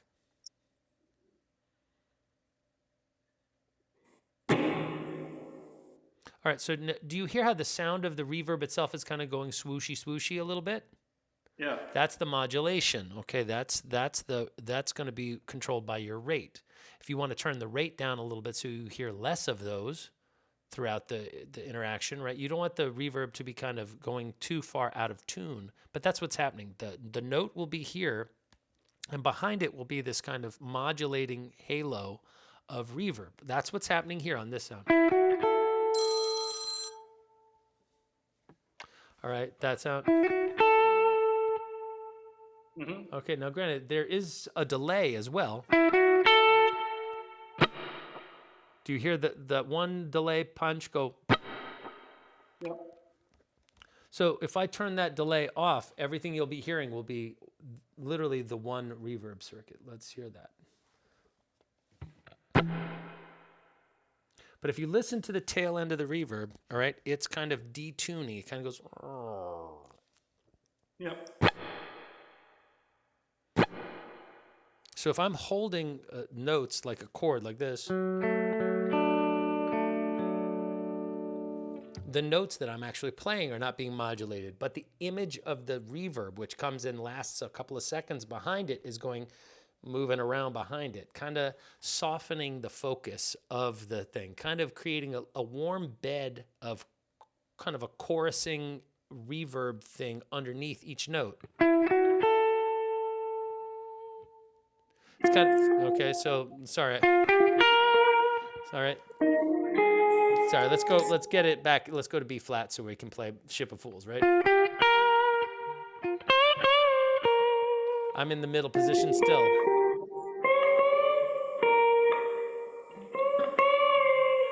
What are you hearing in there? Do you think the reverb sounds too bright?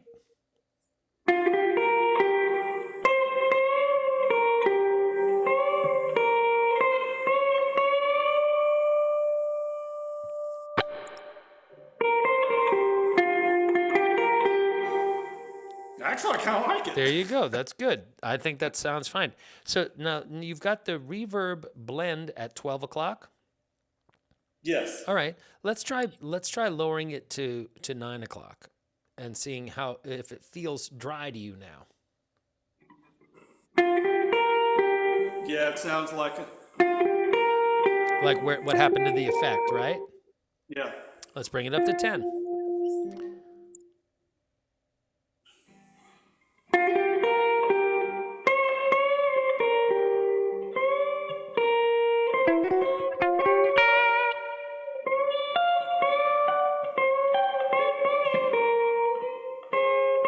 So your thoughts? Yeah. Can you hear it? It actually made a big difference between 9 and 10. Right. So like I was saying about the guitar knobs, a lot of these effects are the same thing. They have like a not doing anything, doing too much per like you wish that the travel of the knob was equally shared, but it's not. Yeah. It's like dead, linear. very lively and then nothing else. So there's like a condensation of usable sounds in one little area of the knob's throw, we call that, the travel of that, right? So why can't they make? I'm sure there are potentiometers out Yes, there they're that called are linear. logarithmic rather than whatever Right. I think they're called logarithmic ones, and they're more evenly dispersed. Okay, I don't know why. It's probably because they're cost 3 cents more per potentiometer. So blame big business, man. Yeah, but I mean whatever, right? But who knows? The good news is all you have to do is find a little grease pencil and go and put where you like your blend. Okay. Yeah. And off is going to be a perfectly viable option here if you get a little bit of reverb that sounds nice, that's springy, right? Having two reverbs on is not the end of the world. That's totally fine as well. But right now we're only hearing the one, yes? Yep. So you could take the reverb that you have on the amp, which has been heretofore comprising 100% of your reverb sound, and make it Yep. a less significant component of it, and then have this be like a blending, kind of like you drink scotch. Yep. So there you go. So now we're no longer dealing with single malt, right? Now we're dealing with a blend, and we can we can perhaps find a blend that we like. By the way, you may prefer just single malt caverns, right? It might be that that's your reverb sound, and you know what? That's good too. Don't worry about it. Not using one of the onboard amp reverb things, not a big deal. That said, down the road, you can also always buy and modify your spring reverb tank. All right, and that's what I did with mine. Back when I used to do this, I would take the reverb tank out, and then I would put paper towels underneath the reverb so they would warm up the sound inside the chamber. Pardon me, and cut down on the reflections of all that tin canny sound.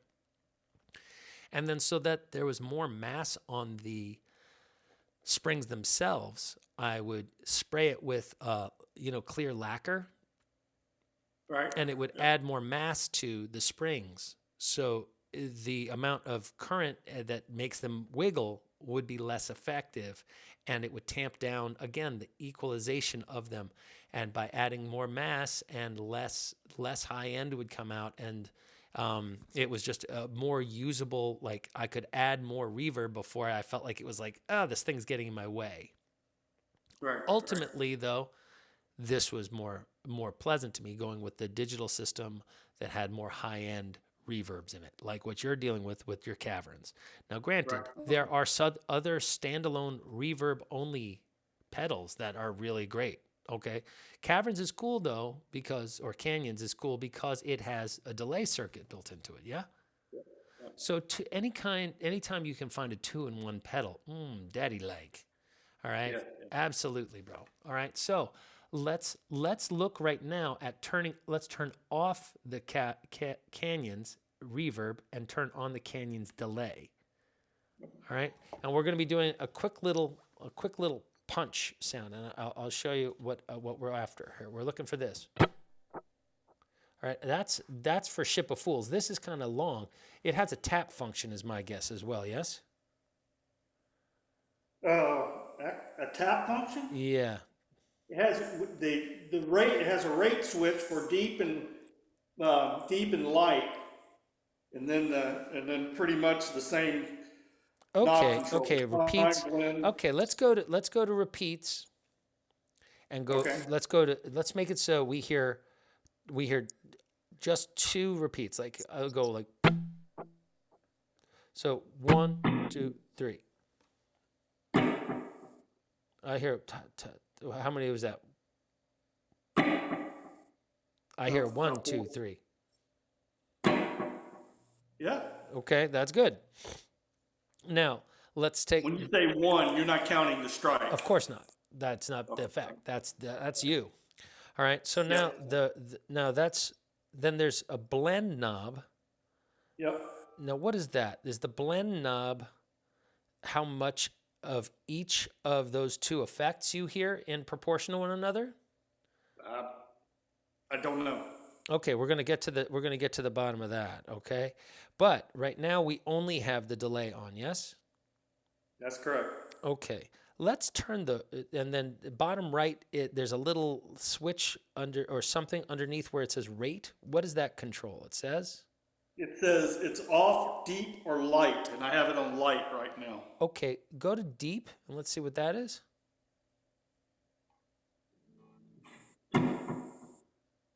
Did the sound of the delay get bassier? I think so. Yeah, a little bit. Or did light get brighter? Bro, light seems to be a little brighter. Okay, depending on your overall settings and preference, I tend to go for darker delays. That said, I like to also remove the low end from them as well. So I kind of like mid-range heavy. Listen to my delay. Right? There isn't as much of any. Let's say that this represents the entire frequency spectrum of my sound. I usually go like that. So each time the sound is getting darker and darker from the top and thinner from the bottom. It's going tink, tink, tink, tink, right? And so by that, it's getting further away every time rather than going bright, bright, bright, the same, like, and just going like reflection, like copy, copy, copy is different than copy 10 feet away, copy 30 feet away, copy 90 feet away, right? The sound would get less and less distinct. So now that plus, if we bury that, now right now you hear, I'm hearing 1, 2, 3, right? Once I add the reverb back, I want you to tell me how many delay repeats you hear.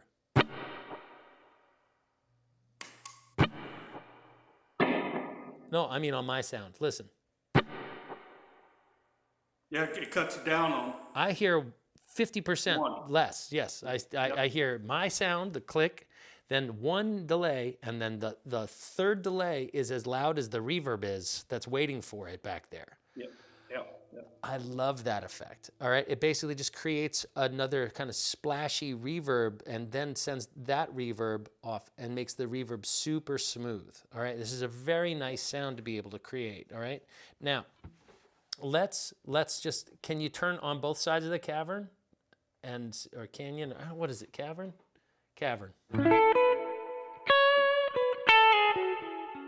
And let's see whether or not how many reverbs, how many reflections we hear of the delay. One good swat. Pretty much just one, maybe a slight. All right, let's take the level, okay, on the delay side. All right. That's going to be seen as the blend is my guess. Let's turn the blend all the way down and see where's the blend right now? Top right knob. It's on 12 o'clock. All right, let's bring it all the way down, like turn it to the off position, and let's see whether or not all the repeats disappear.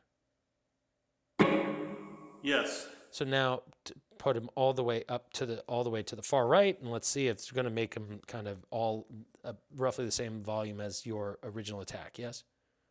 Yeah, a little louder. Okay, there you go. So now it was at 12. So try going to like 10 o'clock.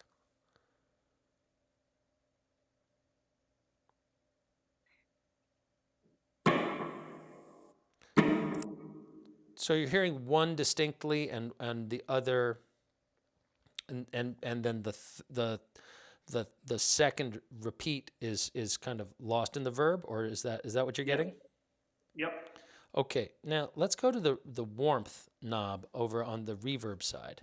Let's crank that one all the way to the right and see how much brighter the reverb gets. Okay, so I'm starting to hear the flanging of the reverb in a way that's unpleasing. Yeah. So let's back it back to say, like, let's try 2 o'clock.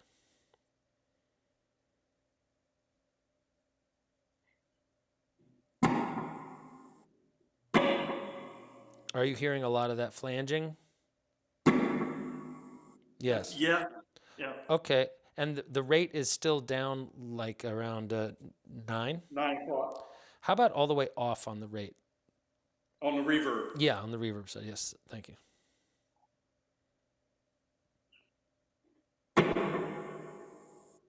Did it not modulate? Well, it pretty much. That's pretty nice. Let's try just inching that up a little bit. It's almost like the delay disappeared too. There, I can hear it now. The delay, I'm hearing fine. Yep.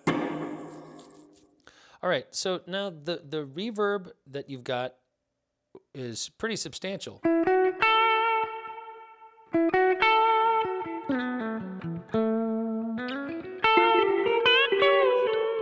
Sorry, I'm in A.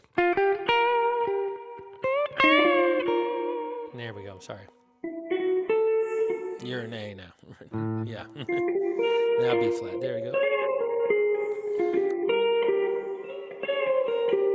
Now, do you feel like you're swimming in reverb too much? No,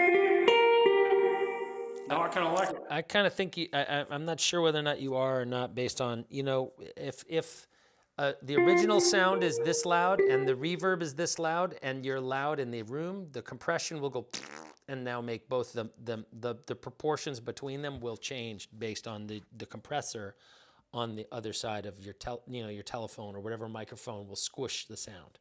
Right. All right. So when we're dealing with that source is pretty far away from what is hearing and sending me the signal of your sound, right? As opposed to my sound to you is a direct line. It's a DI, right? Yeah. It sounds pretty punchy and like you're up close to the speaker, right? Meanwhile, Yes. there is very little or no speaker involved in, like, if I'm not mistaken,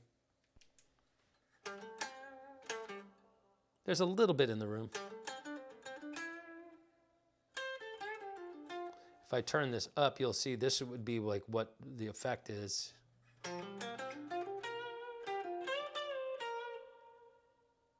I'm just hearing it in the room, so I don't think you're hearing much of it. So that's kind of the point of this mic being right here under my mouth and then taking a DI, and that way I can balance the two things for the class, right?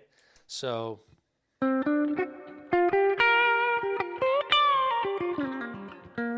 ultimately, you're going to want to figure out a way to make sure that the blend between the reverb, the wetness, and the punchiness, right, marries nicely in the space that you're in.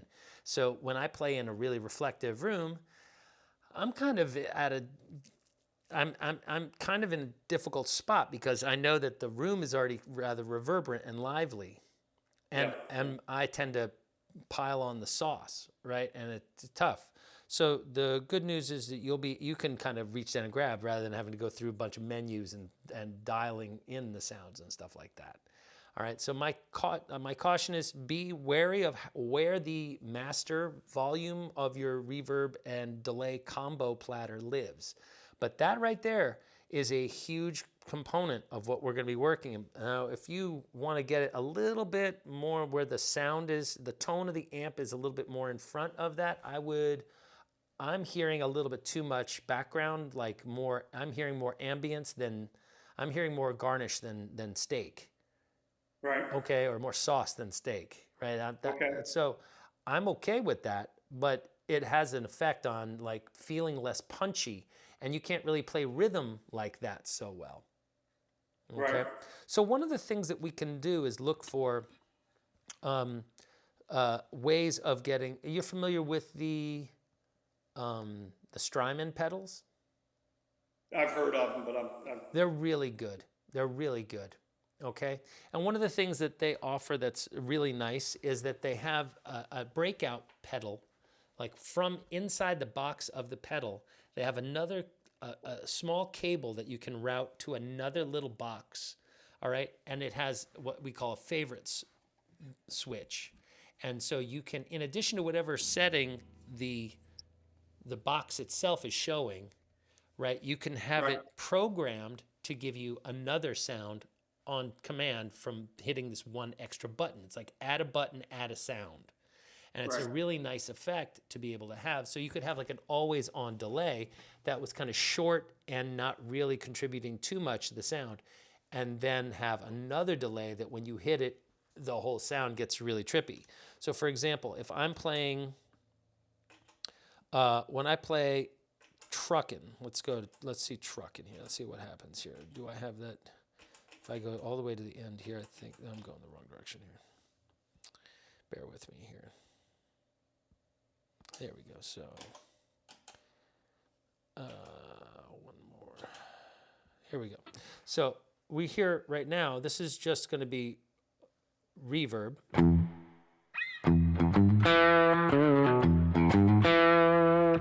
All right. If I hit this button, we're going to get like a delay. Clack, clack, right?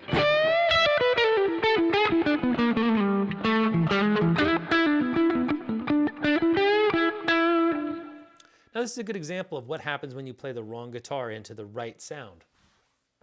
Listen to the sound here. You tell me, does this sound like...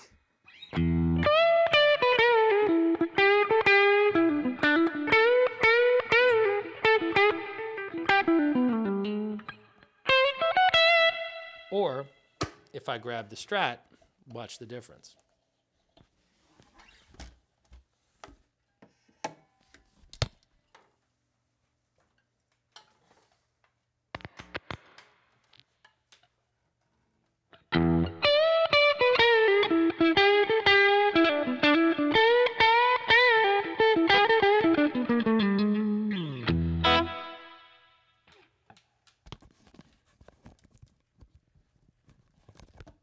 Big difference, right?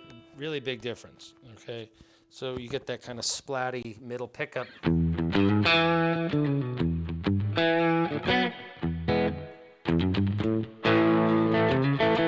Right, you get that.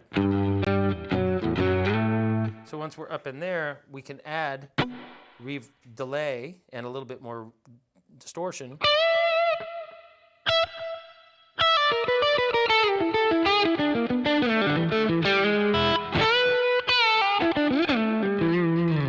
All right, and then even more so, even more delay.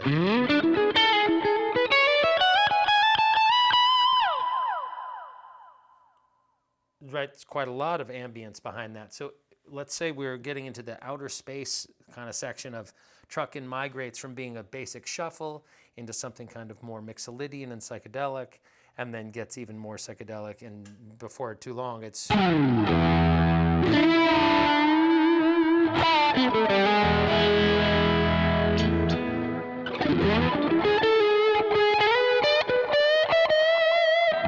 Right, we've got a slew of effects available to us, right? That's the blessing of the digital rig, right? The problem is you can't just reach down and go, you can change stuff on the fly, like, oh, that needs to be louder, right? Now, the trick is with a little bit more homework, you know, you can have things kind of just the way you want them every time. No muss, no fuss, no like kind of, oh, this is a generic setting that kind of works for the whole night, all right? Yeah. That said, what you've got going is very portable and easy and very visceral. I want that more. Once you learn what each button does, you're kind of in a good place. You know, you're able to modify your sound in a way that's pretty direct and meaningful, all right? So, and like I said, the Strat is really going to do a lot for getting rid of a lot of the low end, kind of the fat cap. It's going to be more like a fillet than a ribeye, okay? There's something very lean about this kind of sound when you hear that. Even when we stack up enough overdrive on top of it, right, we get this kind of, you know...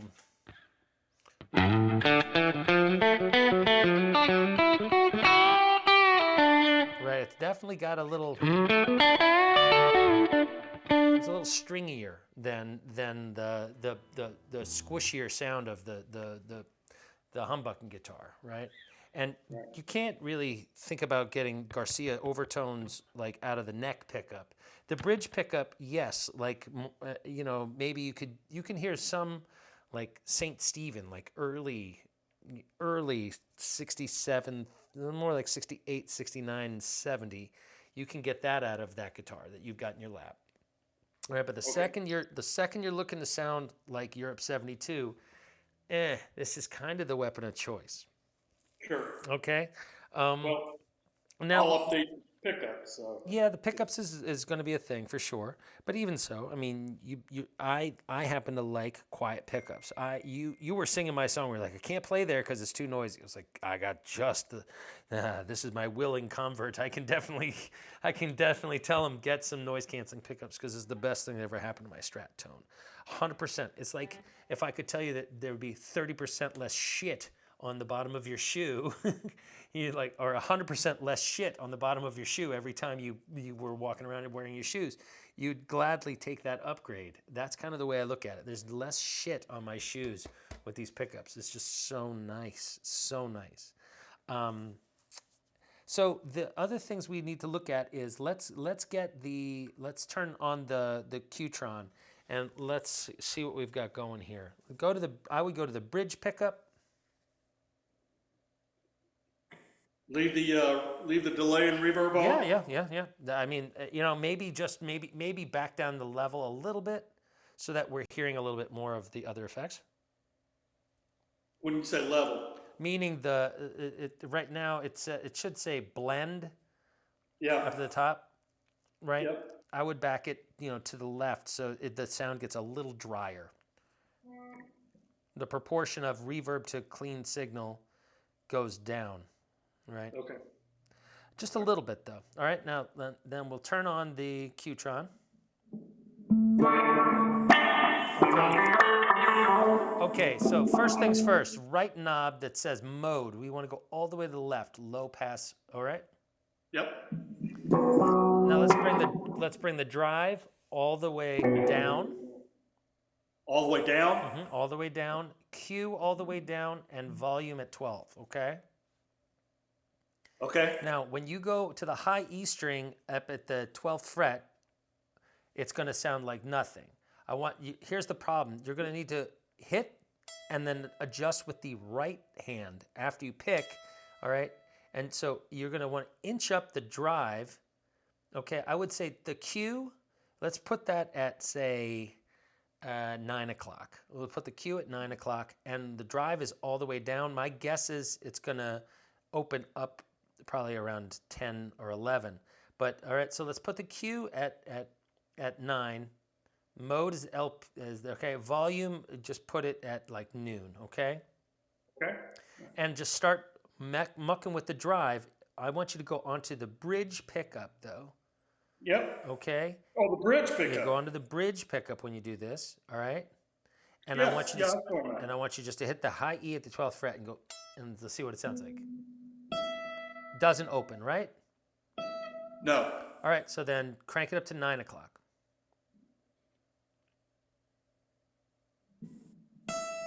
Still didn't open, right? No. All right, go to 11 o'clock.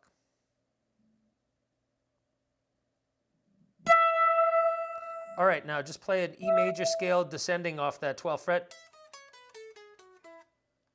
Like that. That was with the Q on. Q is at 9. Okay, then at 9, not 11. No, you said. Oh, sorry, no. Drive I meant the Qtron. All right, so the drive is the only thing we're working on. The drive is at 11. Yes. Good. So put it up to 12 and play the same thing. But the Q button is off. No, Q. No. The effect itself is in on mode, and the Q knob should be at 9. Okay. All right. All right. Now, can you do me a favor and play this little line down here in F sharp?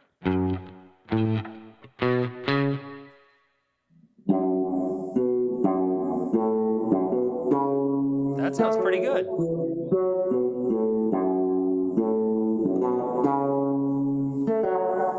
All right. I think that now turn off the entire effect and just go and then turn it on and make sure that they're the same volume. If the volume drops, you want to change it so that it matches your clean volume, okay?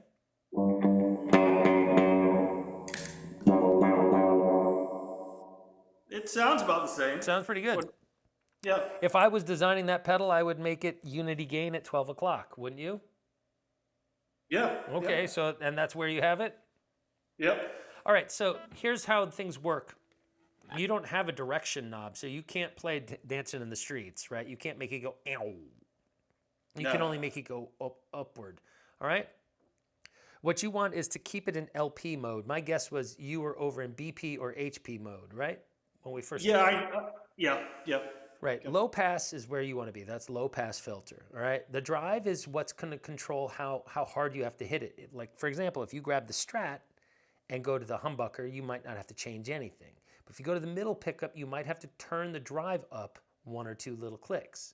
Now, granted, there aren't like detents, but that's how that pedal works right there. That right there, Okay. the more you turn the Q up, the more pinched the wah sounds. It'd be the difference between wah and wah. Right. So you want to kind of imagine the cue being this. You want like think about it in a vowel sound, right? You don't want a lot of you want you don't want it to really get into the too much, Right. right? Okay. A little bit. All right, that's why we have it up a little. But you're familiar with like bell curves on EQ, like you've seen, Yep. like okay. So a peak like that is the cue turned all the way hard, right?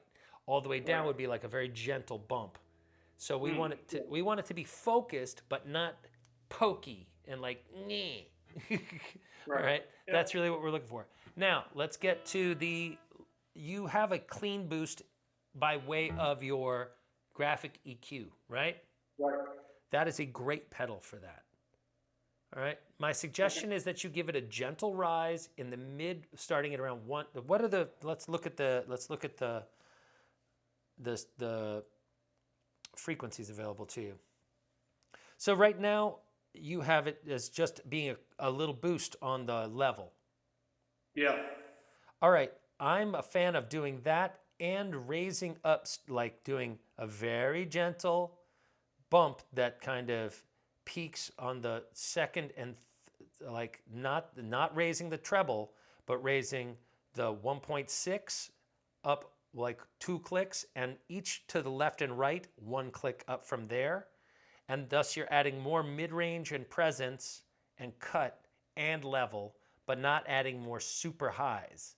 This can be a very nice way of adding a little oomph to your sound. All right? Without it getting it doesn't get any bassier, it just gets louder and a little clearer. You may want to opt for not doing the bump at 1 and just, you know, what is it? 1 point, is it 1 or 1.6?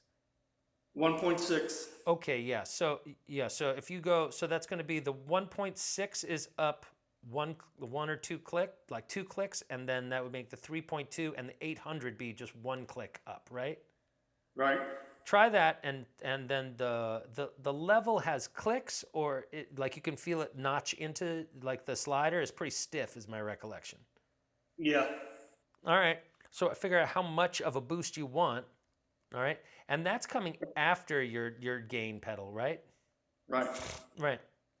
That's cool. I find that level is very sensitive. It is. It is a twitchy bitch. It is like Yeah. Okay. a fire breathing dragon. That's like absolutely has a lot of torque. That all right. Right.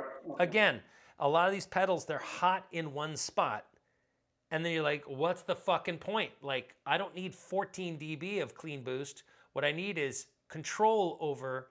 Is it 1.7, 1.8, 1, like could I actually get at the granularity in the usable range, right? Right. So you want, at most you want is a 3 dB boost on your lead boosts, okay? 3 decibels is perceived as in order to have a 3 decibel volume increase, you need to double your power. That's how loud 3 dB is in terms of power. We only hear it as getting louder 3 times, but in order to create that cleanly, we would end up needing a lot more headroom, right? So Sure. it's a very, like 3 dB is a lot actually. All right, so let's hear how that sounds. Just kind of like right now, I've got my boost. Here's my boost, right?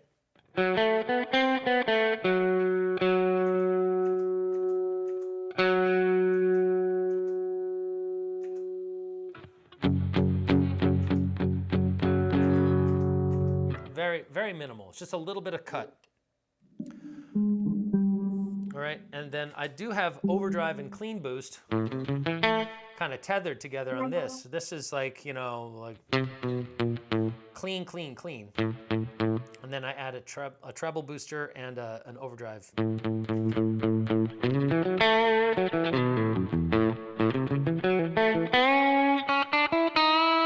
Which is basically what you've got cooking vis-a-vis your graphic EQ, right? We've got it now being a level booster and a treble booster, slightly. And you've got the overdrive being the TS9 right before it.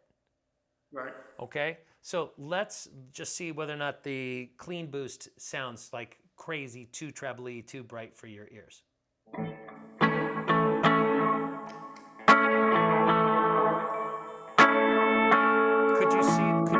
Could you see something like that being helpful during a jam to cut more? Oh yeah, but to me, that what I have now is too much Too much treble or too much volume? boost. Yeah, too much volume. Okay, you'd be surprised. Sometimes it'd be better to have more clean volume and less frequencies, right? And sometimes it's good to have both, right? So be Right. aware of that, and that's something that you're going to have to kind of tweak on the fly and ask your bandmates, hey, can you guys just hold like a steady groove here and let me go bam, bam, bam, bam, bam, and see where I am? Like, I want to really get my sound dialed in, all right? Okay. So Right. let's go to the TS9 real fast. All right. And my recollection is I like to keep the TS9 so that let's go level at 12, drive Right. and tone all the way down. Okay? And let's turn it off and then just go like this on the D string. All right? And so that's the D string you're hitting there?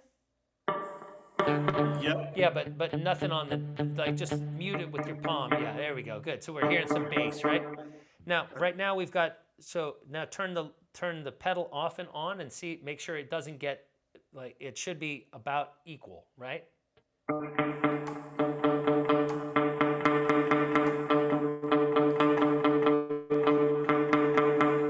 Yeah. Okay. Now I mean, let's, there's a slight change in the quality of the sound, but it's not. right. But is it getting a lot louder? I didn't hear it getting, No. did it get quieter? It's maybe slightly quieter. Okay, because we're about to add something by bringing both. Let's add the drive up to where I see it in this picture. So it'd be like one click to the left of. You see how there's a black stripe with little white stripes, Yep. or well, they're reveal the green. Go to that, like, so that would be like 11 o'clock, right? All right, tone is still all the way down. Yep. All right, let's just see if make sure that it doesn't get too blown out like this.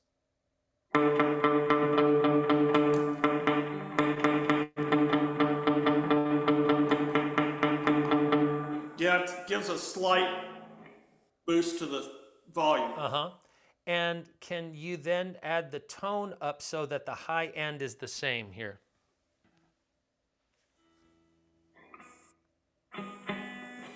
So what do you want me to do with the tone? Okay. That's one where you're going to have to kind of go off and go and then add more tone until the high end content doesn't Right. dip. Like it stays roughly the same. And you don't want to go past mid is my recollection.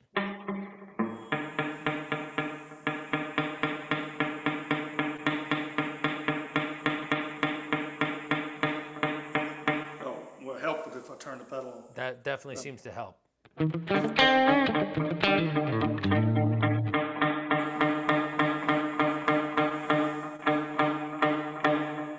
That's at 11 o'clock. What are your thoughts?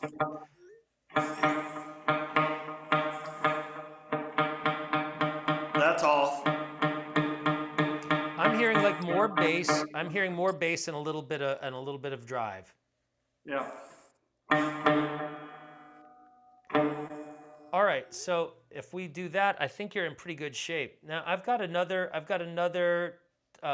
tone appointment that started at 2. I'm already a little late for. Okay. All right, if you want, we can let's marinate here for a little bit, and Yeah. let's see how things are sitting. If you want to make some recordings or observations and get back to me, and I can tell you how I would nip it and tuck it. But basically, the trick is you don't want your modified pedal sounds to be drastically different than the amp sound on its own. You want it to sound like an organic if I go over to the amp and I turned up that volume, would it ultimately sound like this at one point, right? That's what you want the green box on to sound like Okay. cranked up version of the amp. Okay, slightly cranked up to the point where it's no longer totally clean. It's got a little bit of wool on it. All right, and in particular, so that when you're on the plain strings up high, going, yeah, there's that little bit of snap that's coming through here. If listen to this, see that's kind of plinky. If I put the overdrive on, the peak of that, where it is, comes down. Like it goes stops doing. It starts to kind of attenuate its Fran Drescher content. Right. Yeah. The Fran Drescher content comes down, and now it still cuts, but it's not as piercing. We want it to be meaty and woody, but not right. But it's not supposed to sound like. It's not supposed to sound all warm and creamy. It's still supposed to cut, right? Now, granted, there's a little compression on the mixing console that goes out to the internet for me. So you're hearing it kind of squish a little bit. I wouldn't listen to that so much, but let me know how this works out, all right? Let me jump over and catch this guy and make sure we're all good. We went 2 hours. You want me to go in and pay for another hour? Yeah, that would be nice, definitely. Yeah. Okay. And like I said, I'm here for this kind of consultation, but I mean, I also don't want it to get to be, whatever. At this point, let's think about whatever the revision is as on the house in terms of like if you got to get back to me, but if you're going to do that, that's really generous. Thank you. All right. Thanks a lot. All right. Absolutely.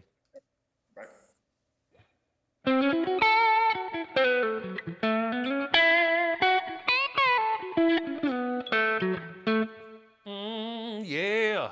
Hey, sorry, I just got through with my first of these for the day. That is all right. How's it going with you? Pretty good. Obviously there's some inclement weather. Hang on a second here. Let's stop this recording.